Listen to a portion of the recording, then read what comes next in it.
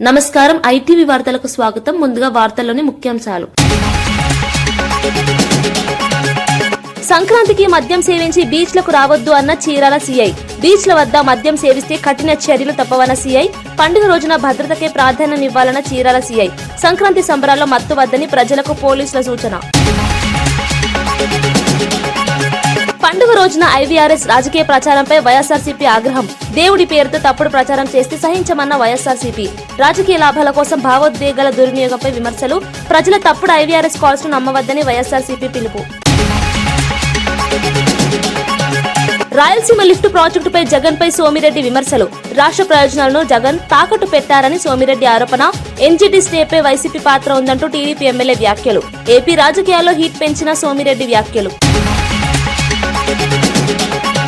కుట్రపూరిత కథనాలు వేస్తే చట్టపరమైన చర్యలు తప్పవు. ఆధారం లేని ఆరోపణలపై మంత్రి పొన్నం తీవ్ర హెచ్చరిక. వ్యక్తిత్వ హరణం చేస్తే చూస్తూ ఊరుకోమన్న పొన్నం. మీడియా బాధ్యతగా వ్యవహరించాలని మంత్రి సూచన. సైబర్ మోసాలపై ప్రజలు అప్రమత్తంగా ఉండాలని నాని సూచన. కుటుంబ భద్రతకే ప్రాధాన్యం ఇవ్వాలని నాని పిలుపు. అనుమానాస్పద లింకులపై జాగ్రత్తగా ఉండాలన్న నాని. అవగాహనతోనే సైబర్ నేరాలను అడ్డుకోవచ్చన్న నాని. తిరుమల శ్రీ వెంకటేశ్వర స్వామిని ప్రముఖ ప్రవచనకర్త చాగంటి కోటేశ్వరరావు దర్శించుకున్నారు. శ్రీవారి ఆలయంలో ప్రత్యేక సేవల్లో పాల్గొని స్వామివారి ఆశీస్సులు తీసుకున్నారు. అనంతరం ఆలయ ప్రాంగణంలో భక్తులతో మాట్లాడిన చాగంటి తిరుమలలోని ఆధ్యాత్మిక శక్తి ప్రతి ఒక్కరిని ప్రభావితం చేస్తుందని తెలిపారు. శ్రీవారి దర్శనంతో మనసుకు ప్రశాంతత కలుగుతుందని, భక్తి మార్గంలో నడవాలని సూచించారు. చాగంటి దర్శనం సందర్భంగా భక్తులు పెద్ద సంఖ్యలో తరలివచ్చారు. ఆలయ అధికారులు ప్రత్యేక ఏర్పాట్లు చేసి దర్శనాన్ని సజావుగా నిర్వహించారు. శ్రీవారి సేవలు, నిత్య కైంకర్యాలు భక్తుల్లో ఆధ్యాత్మిక ఉత్సాహాన్ని పెంచుతున్నాయని తెలిపారు. తిరుమలలో చాగంటి దర్శనం భక్తుల్లో ప్రత్యేక ఆకర్షణగా నిలిచింది.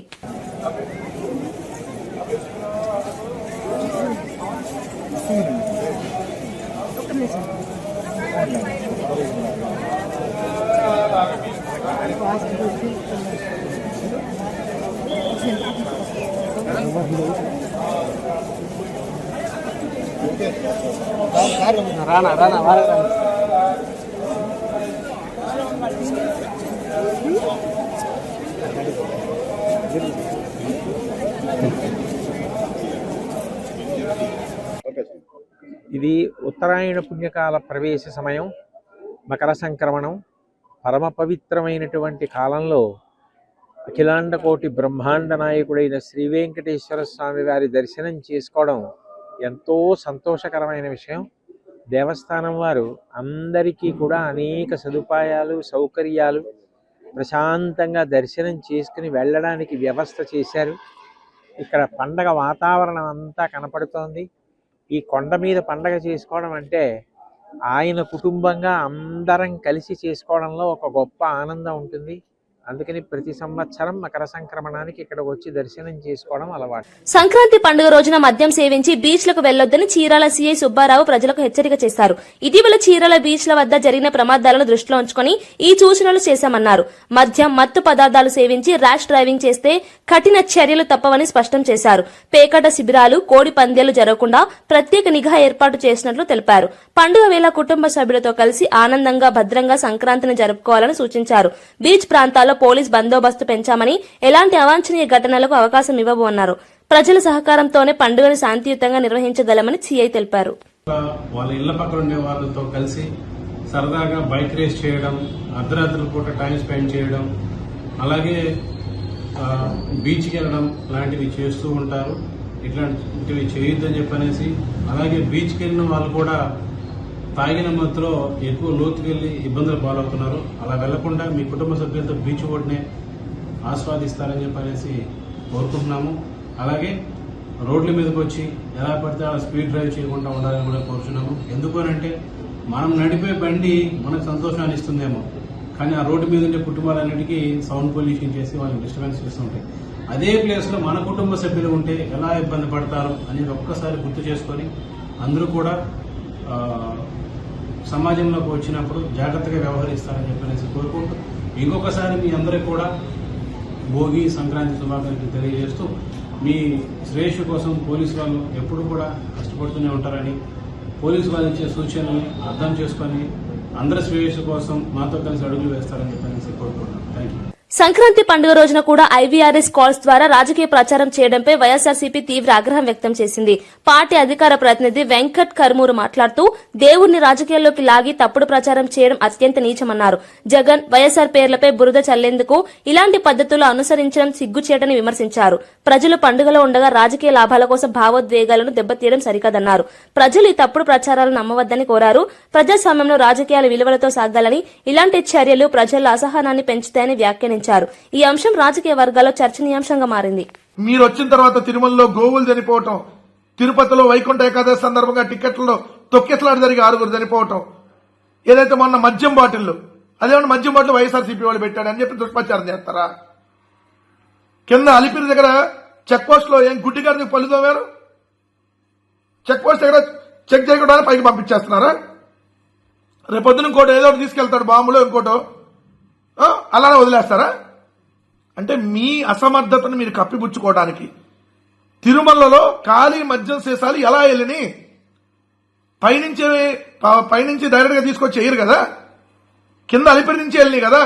అలిపిరి చెక్ పోస్ట్ దగ్గర వాటర్ బాటిల్ అలౌ చేయనటువంటి మీరు మద్యం బాటిల్ ఎలా అలౌ చేశారు? తక్షణం రాజీనామా చేయాలి. మీకు సిగ్గు సరే అని ఉంటే ఐవీఆర్ఎస్ కాల్స్ గా చేయటం, మళ్ళీ దాని మీద వైఎస్ఆర్సీపీ మీద వేస్తారా? దాన్ని మళ్ళీ రివర్స్ లో మీరు కడుపుకి అన్నం తింటల్లా మీరు ఉన్మాదకరంగా తయారయ్యారు. ఎంత దారుణమా! ఈ కూటమి ప్రభుత్వం తన అసమర్థతను కప్పిపుచ్చుకోవడం కోసం, తిరుమలలో రోజు జరుగుతున్నటువంటి భద్రతా వైఫల్యాలు, అపవిత్రాలను కప్పిపుచ్చుకోవడం కోసం ఈ ఫేక్ ఐవీఆర్ఎస్ కాల్స్ చేసి వైఎస్ఆర్ కాంగ్రెస్ పార్టీ మీద నెట్టేటటువంటి కార్యక్రమం చేస్తా ఉంది. దయచేసి ప్రజలను కూడా గమనించమని చెప్తా ఉన్నా. వైసీపీ అధినేత జగన్ పై టీడీపీ ఎమ్మెల్యే సోమిరెడ్డి చంద్రమోహన్ రెడ్డి తీవ్ర విమర్శలు గుప్పించారు. రాయలసీమ లిఫ్ట్ ఇరిగేషన్ ప్రాజెక్టు విషయంలో జగన్ రాష్ట్ర ప్రయోజనాలను తాకట్టు పెట్టారని ఆరోపించారు.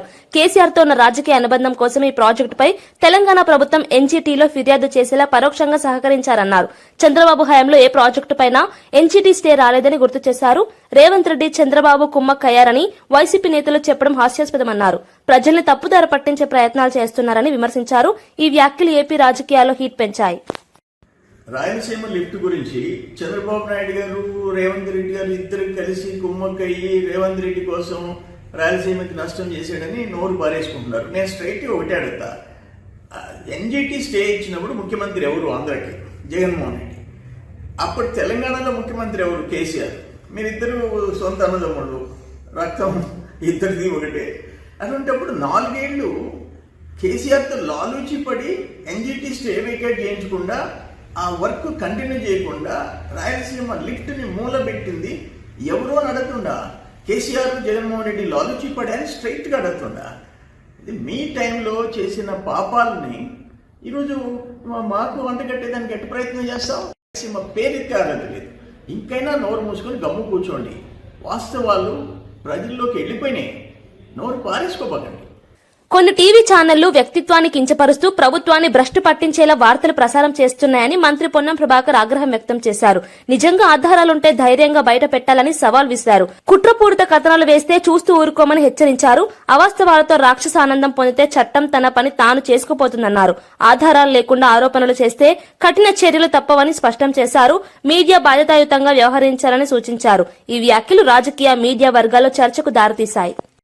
ప్రభుత్వాన్ని భ్రష్టు పట్టించే విధంగా, బదనాం చేసే విధంగా ఆలోచన చేస్తూ, స్వేచ్ఛను హరిస్తూ వ్యక్తిగతమైనటువంటి అంశాల పట్ల మాట్లాడుతూ ఉన్నారు. నిజంగా అంత ధైర్యం ఉంటే ఆధారాలతో బయట పెట్టాలి. అట్లా కాకుండా వట్టిగానే ఒక కథనం చేసి దాన్ని మార్కెట్ చేసి వాళ్ళు రాక్షసానందం పొందితే చట్టం తన పని తను చేసుకుంటూ పోతుంది. దాని మీద ముసలి కన్నీరు గారుస్తున్న వారందరినీ అడుగుతా ఉన్నా, మీ కుటుంబాలకో లేతే రాష్ట్రంలో పనిచేస్తున్న మహిళా అధికారులకో లేదా జర్నలిస్టులకు సంబంధించి ఎక్కడైనా అటువంటి అపవాదం మోపి వాళ్ళని అవమానపరిచి వాళ్ళ వ్యక్తిగత ప్రతిష్టకు భంగం కలిగి వారికి సంబంధించినటువంటి కీర్తిని, వాళ్ళకి సంబంధించినటువంటి అంశాల లోపల నష్టం కలిగజేస్తే చట్టం చూస్తూ ఊరుకుంటుందని ఎట్లా అనుకుంటాం? తప్పు కదా. అందుకే ప్రభుత్వంలో ఇటువంటి నిరాధారమైన, ఎటువంటి కస లేకుండా ఒక రాజకీయ దురుద్దేశంతో కుట్ర చేసి అందులో పత్రికలు లేదా సోషల్ మీడియా ఇటువంటివి చేస్తే ప్రభుత్వం తప్పకుండా, గతంలోనే చెప్పడం జరిగింది, దాంట్లో రాజకీయ ప్రమేయం అవసరం లేదు. ప్రభుత్వం తప్పకుండా చట్టంలో ఉన్నటువంటి పరిధి ప్రకారంగా కఠిన చర్యలు తీసుకోవాలి. దానికి చెప్తే పొలిటికల్ కాన్స్పిరసీ ప్రభుత్వాన్ని రాగానే ఇది ఎన్ని రోజులు నడుస్తుంది కూలగొడతామన్నారు. దాని తర్వాత రకరకాల ప్రభుత్వానికి అస్తిత్వపరిచే ప్రయత్నం చేసినారు, రకరకాల బదనాం చేసే ప్రయత్నం చేసినారు. ఆఖరికి మేము అధికారంలోకి రాకముందు జరిగిన కాళేశ్వర సంఘటన కూడా మేమే బాంబు పెట్టి పేల్చినామనే అసహనంలో ఉన్నారు. ఎంత ఫ్రస్ట్రేషన్లో ఉన్నారంటే వాళ్ళు ఏం చేస్తున్నారో తెలిసే పరిస్థితి లేదు కాబట్టి ఇటువంటి కథనాలు చేస్తున్నారు. అది వాళ్ళకు మంచిది కాదు. నేరుగా ఇండైరెక్ట్ గా ఎవరు దీని అనుకున్నా బరాబర్ తప్పకుండా కఠిన చర్యలకు బాధ్యత వహించాల్సింది. అనంతపురం జిల్లా పోలీస్ హెడ్ క్వార్టర్స్ లో గ్రామీణ సంస్కృతి ఉట్టిపడేలా సంక్రాంతి సంబరాలు ఘనంగా నిర్వహించారు. జిల్లా ఎస్పీ జగదీష్ గోలీలు లగూరి ఆడుతూ బొంగరాలు తిప్పుతూ అందరితో కలిసి సందడి చేశారు. పోలీస్ అధికారులు సిబ్బంది కుటుంబాలతో కలిసి పండుగ ఆనందాన్ని పంచుకున్నారు. సంప్రదాయ ఆటలతో కార్యాలయం పండుగ వాతావరణాన్ని సంతరించుకుంది. పోలీసుల ఐక్యత, ఉత్సాహం పెంచేలా ఈ వేడుకలు జరిగాయని అధికారులు తెలిపారు. విధి నిర్వహణలో బిజీగా ఉండే పోలీసులకు ఈ వేడుకలు ఉత్సాహాన్ని ఇచ్చాయని పేర్కొన్నారు.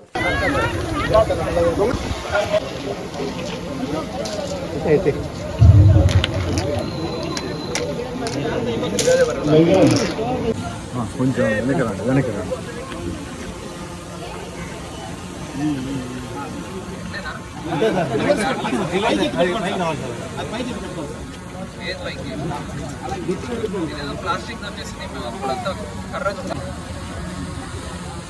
గాలిపటం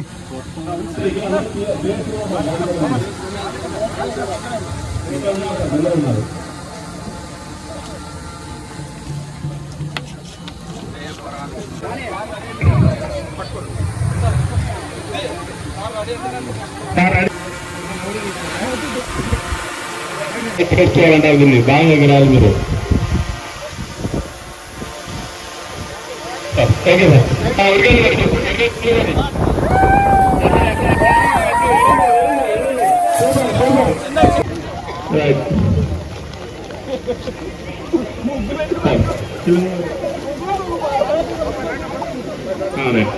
నెక్స్ట్ ముగ్గురు స్కోర్ ఎంకరేజ్మెంట్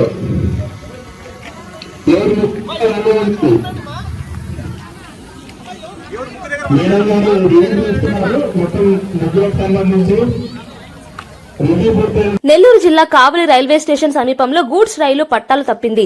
ఢిల్లీ నుంచి రేణిగుంట వెళ్తున్న రైలులో 2 బోగీలు ట్రాక్ నుంచి దిగిపోయాయి. దీంతో రైల్వే ట్రాక్ దెబ్బతిని ఈ మార్గంలో ప్రయాణించే పలు రైళ్లకు స్వల్ప అంతరాయం ఏర్పడింది. సమాచారం అందుకున్న వెంటనే రైల్వే అధికారులు, సిబ్బంది సంఘటనా స్థలానికి చేరుకున్నారు. ట్రాక్ పునరుద్దరణ చర్యలు చేపట్టారు. ఎలాంటి ప్రాణ నష్టం జరగకపోవడంతో అధికారులు ఊపిరి పీల్చుకున్నారు. ఘటనపై విచారణ కొనసాగుతోంది.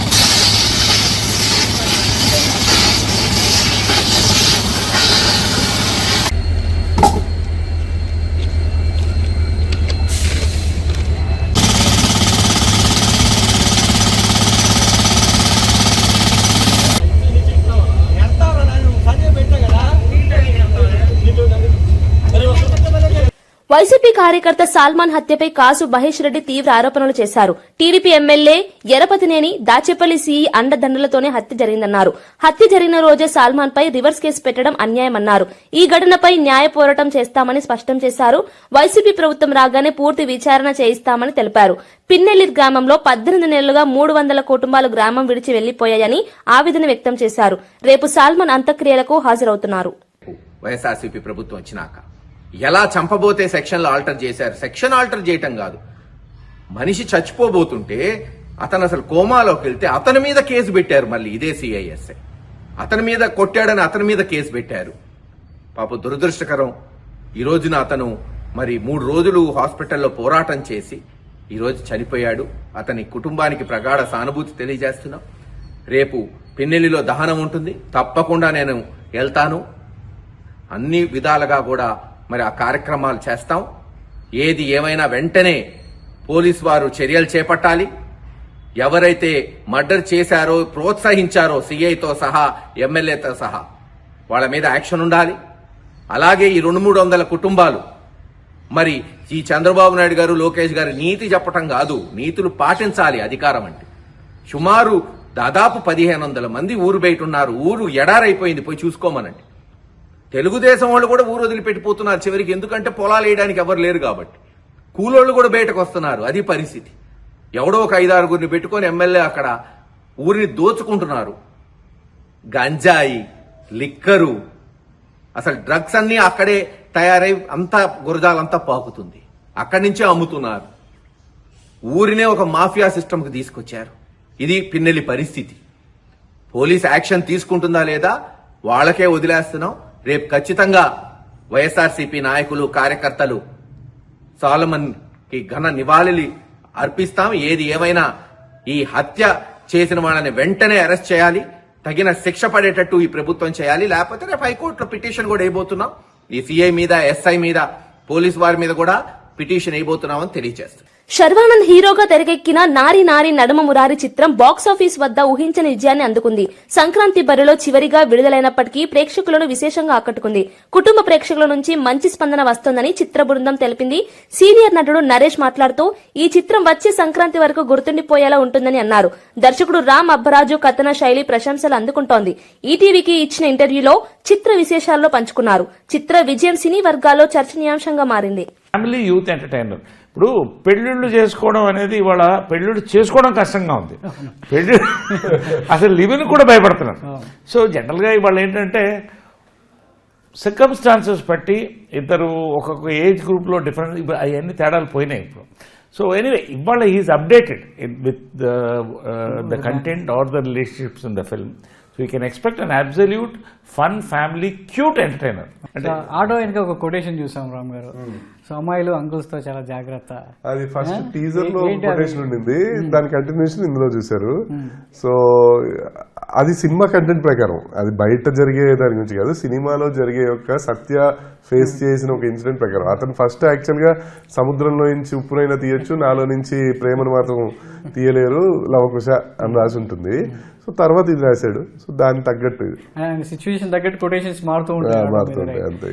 సో క్రింజ్ కామెడీ అన్నారు ఇందాక మళ్ళీ ఎస్వి కృష్ణారెడ్డి గారితో, చాలా మంచి విషయం. సో క్రింజ్ కామెడీ అనేది సో ఎంత అంటే ఆరోగ్యకరంగా ఉంటే సో ఆడియన్స్ అంత ఆర్గానిక్ గా తీసుకొని చాలా మనస్ఫూర్తిగా నవ్వగలుగుతారు, సినిమాని వాళ్ళు ఓన్ చేయగలుగుతారు. ఇప్పుడు వస్తున్న కామెడీ రాసే విధానంలో చాలా మార్పులు వచ్చాయి. సో కేవలం ఆడియన్స్ దృష్టిలో పెట్టుకుని వాళ్ళని నవ్వించాలనే ధ్యేయంగా సో రాయడం కొంతమంది అయితే, నిజంగా వాళ్ళు మనస్ఫూర్తిగా నవ్వాలని రాసే వాళ్ళు కొంతమంది ఉంటారు. సో దీన్ని ఎలా క్రింజ్ అనేది కామెడీ రాసేటప్పుడు కూడా ఏమవుతుందంటే అండి కొన్నిసార్లు ఓవర్ ద బోర్డ్ వెళ్ళిపోతూ ఉంటాయి. క్రింజ్ అంటే ఏం లేదు, అది కొంచెం ఎబ్బెట్టుగా అనిపిస్తుంది అంతే. సో ఆ ఎబ్బెట్ ఎప్పుడు వస్తుంది మనకి, అది ఇంట్లో తల్లిదండ్రులతో చూసేటప్పుడు లేకపోతే ఆడపిల్లలతో చూసేటప్పుడు మనం ఫ్రీగా చూడలేము కొన్ని సన్నివేశాలు, ఆ కామెడీ అవి. ఒక్కోసారి ఆ ఓవర్ బోర్డ్ వెళ్లకుండా దాన్ని కంట్రోల్ చేసుకుంటూ హ్యూమరస్ గా అందరికీ అర్థమయ్యేటట్టు, ఒక్కోసారి అర్థం కాకపోయినా కొన్ని సందర్భాల్లో డబుల్ మీనింగ్ డైలాగులు ఉంటాయి. అంటే మా దాంట్లోని కాదు, జనరల్ గా బయట మనం ఎంజాయ్ చేసినవి. కానీ ప్రభుత్వాన్ని భ్రష్టు పట్టించే కుట్రపూరిత కథనాలను సహించబోమని మంత్రి పొన్నం ప్రభాకర్ మరోసారి స్పష్టం చేశారు. ఆధారాలుంటే బయట పెట్టాలని, లేకపోతే చట్టపరమైన చర్యలు తప్పవన్నారు. వ్యక్తిత్వ హననం చేస్తే చూస్తూ ఊరుకోమని హెచ్చరించారు. అవాస్తవాలతో రాక్షస ఆనందం పొందితే చట్టం తన పని తాను చేస్తుందని అన్నారు. మీడియా స్వేచ్ఛ పేరుతో అబద్దాలు ప్రచారం చేయడం సరికాదన్నారు. ఈ వ్యాఖ్యలు మీడియా రంగంలో చర్చకు దారితీశాయి. ప్రభుత్వాన్ని భ్రష్టు పట్టించే విధంగా, బదనాం చేసే విధంగా ఆలోచన చేస్తూ స్వేచ్ఛను హరిస్తూ వ్యక్తిగతమైనటువంటి అంశాల పట్ల మాట్లాడుతూ ఉన్నారు. నిజంగా అంత ధైర్యం ఉంటే ఆధారాలతో బయట పెట్టాలి. అట్లా కాకుండా వట్టిగానే ఒక కథనం చేసి దాన్ని మార్కెట్ చేసి వాళ్ళు రాక్షసానందం పొందితే చట్టం తన పని తను చేసుకుంటూ పోతుంది. దాని మీద ముసలి కన్నీరు గారుస్తున్న వారందరినీ అడుగుతా ఉన్నా, మీ కుటుంబాలకో లేతే రాష్ట్రంలో పనిచేస్తున్న మహిళా అధికారులకో లేదా జర్నలిస్టులకో సంబంధించి ఎక్కడైనా అటువంటి అపవాదు మోపి వాళ్ళని అవమానపరిచి వాళ్ళ వ్యక్తిగత ప్రతిష్టకు భంగం కలిగి వారికి సంబంధించినటువంటి కీర్తిని, వాళ్ళకి సంబంధించినటువంటి అంశాల లోపల నష్టం కలిగేస్తే చట్టం చూస్తూ ఊరుకుంటుందని ఎట్లా అనుకుంటాం, తప్పు కదా. అందుకే ప్రభుత్వంలో ఇటువంటి నిరాధారమైన, ఎటువంటి కస లేకుండా ఒక రాజకీయ దురుద్దేశంతో కుట్ర చేసి అందులో పత్రికలు లేదా సోషల్ మీడియా ఇటువంటివి చేస్తే ప్రభుత్వం తప్పకుండా గతంలోనే చెప్పడం జరిగింది. దాంట్లో రాజకీయ ప్రమేయం అవసరం లేదు. ప్రభుత్వం తప్పకుండా చట్టంలో ఉన్నటువంటి పరిధి ప్రకారంగా కఠిన చర్యలు తీసుకోవాలి. దానికి చెప్తే పొలిటికల్ కాన్స్పిరసీ ప్రభుత్వాన్ని రాగానే ఇది ఎన్ని రోజులు నడుస్తుంది కూలగొడతామన్నారు. దాని తర్వాత రకరకాల అస్తిత్వాన్ని ప్రభుత్వానికి అస్తిత్వపరిచే ప్రయత్నం చేసినారు. రకరకాల బదనాం చేసే ప్రయత్నం చేసినారు. ఆఖరికి మేము అధికారంలోకి రాకముందు జరిగిన కాళేశ్వరం సంఘటన కూడా మేమే బాంబు పెట్టి పేల్చినామనే అసహనంలో ఉన్నారు. ఎంత ఫ్రస్ట్రేషన్ ఉన్నారంటే వాళ్ళు ఏం చేస్తున్నారో తెలిసే పరిస్థితి లేదు కాబట్టి ఇటువంటి కథనాలు చేస్తున్నారు. అది వాళ్ళకు మంచిది కాదు. నేరుగా ఇండైరెక్ట్ గా ఎవరు దీని అనుకున్నా బరాబర్ తప్పకుండా కఠిన చర్యలకు బాధ్యత వహించాల్సిందే. హీరో విజయ్ సినిమాను బీజేపీ అడ్డుకుందన్న ప్రచారంలో ఎలాంటి వాస్తవం లేదని తమిళనాడు బీజేపీ నేత అన్నామలై స్పష్టం చేశారు. తాను విజయ్ కు పెద్ద అభిమానునని తెలిపారు. రాజకీయ లాభాల కోసం ఇలాంటి తప్పుడు ప్రచారాలు చేస్తున్నారని విమర్శించారు. సినిమాలు రాజకీయాలను వేరు చేయాలని సూచించారు. ప్రజలు ఇలాంటి వదంతులను నమ్మవద్దన్నారు. ఈ వ్యాఖ్యలు తమిళనాడు రాజకీయాల్లో చర్చనీయాంశంగా మారాయి. All these bodies, censor bodies, it acts independent. The same censor body, it certifies a movie has to go through a process. When the Honorable Madras High Court has given a verdict favoring CBFC in this particular case, the process was not followed. Nobody can push a court under CBFC to give a clearing license within a short span of time. When the court has said, we respect the court. At the same time, I am also a fan of actor Vijay, lot of Tamil actors. We also want the movies to come out. So we are also waiting for the movie to come out. So faster it gets cleared, the censor, the faster it comes out. We are also waiting for the day when the movie comes, all of us will go and watch. I keep cinema different, I keep politics different. I don't mix it. Moment you mix cinema and politics, it's a deadly combination, then people will speak this kind of things. So Rahul Gandhi has to understand, cinema is different, politics is different. And let us not confuse both. Since actor Vijay chose to become a political Vijay now, and Mr.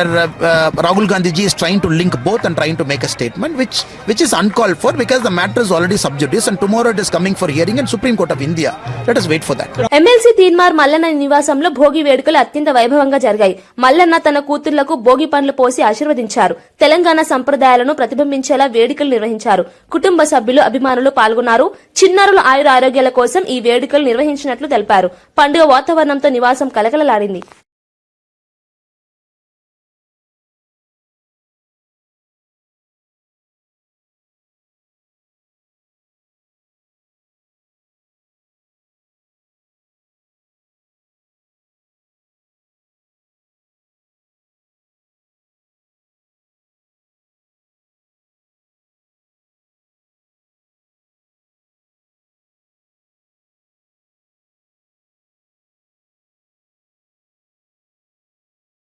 Shri Sathya Sai జిల్లా కదిరి నియోజకవర్గంలో CM సహాయ నిధి చెక్కుల పంపిణీ జరిగింది.